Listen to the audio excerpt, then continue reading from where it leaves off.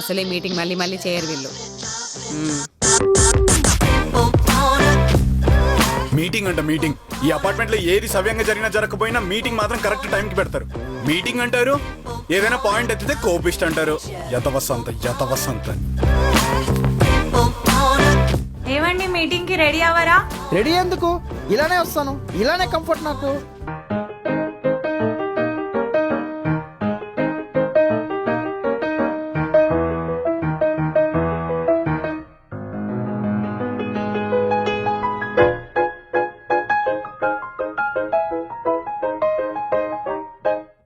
సరే మొదలు పెడదామండి. మన ఫస్ట్ ప్రాబ్లం, బిల్డింగ్ చాలా పాతది అయిపోయిందండి. మనం ఈ మంత్ పెయింట్లు వేయించాలనుకుంటున్నాం. సో ఈ 1500 నుంచి 3000 చేస్తున్నాం మెయింటెనెన్స్. ఈ మంత్ ఒక్కటే.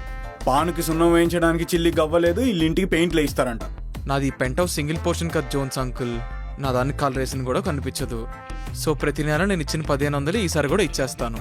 అలా ఎలా కుదురుతుంది బాబు? నువ్వు కూడా ఇదే బిల్డింగ్ లో ఉంటున్నావు కదా, కట్టనంటే ఎట్లా? ప్రెసిడెంట్ గారు, ఈ అబ్బాయి కూడా కట్టాలి, లేకపోతే నేను కట్టని చెప్తున్నాను. ఈ అబ్బాయి కడితేనే కడతాను. అలా అయితే మన వాచ్మెన్ కూడా కట్టాలంటే అతను కూడా ఇక్కడే ఉంటున్నాడు. అయ్యా నాకు వచ్చే 5000, 3000 పోతే నేను ఎలా బతకాలి చెప్పండి? నువ్వు ఉండమ్మా, ఎందుకమ్మా అతనితో మనకు? అసలే బ్యాచులరు, చదువుకుంటున్నాడు. డబ్బులు కొంచెం అరేంజ్ చేయడం కష్టం అవుతుంది, మనమే సహకరించాలి కదా. మీరు సహకరించండి సార్ కావాలంటే. ఆయన డబ్బులు కూడా మీరే కట్టేసేయండి. అంతుంటే ఊరికే వెనకేసుకొని రావద్దండి మీరు. రూల్స్ ఎవరికన్నా రూల్సే. అందరం కలిసినప్పుడు అందరం కలిసే కట్టాలి. అలా ఎలా వద్ది కట్టకుండా? అంకుల్ ఇస్తారా? ఇయ్యచ్చు బాబు, కానీ మా ఆవిడ చంపేస్తుంది.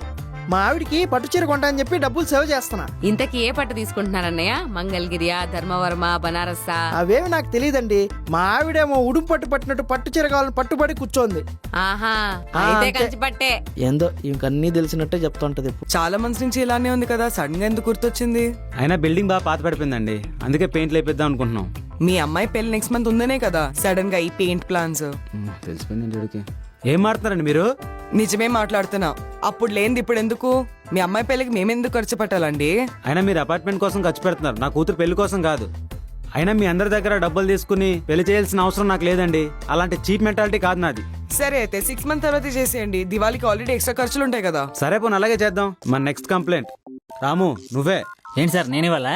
నువ్వు ఇవ్వడం కాదు, నీ గురించి ఆవిడ ఇచ్చారు కంప్లైంట్. ఒకటా రెండా? ఎన్ని కంప్లైంట్స్ ఉన్నాయండి?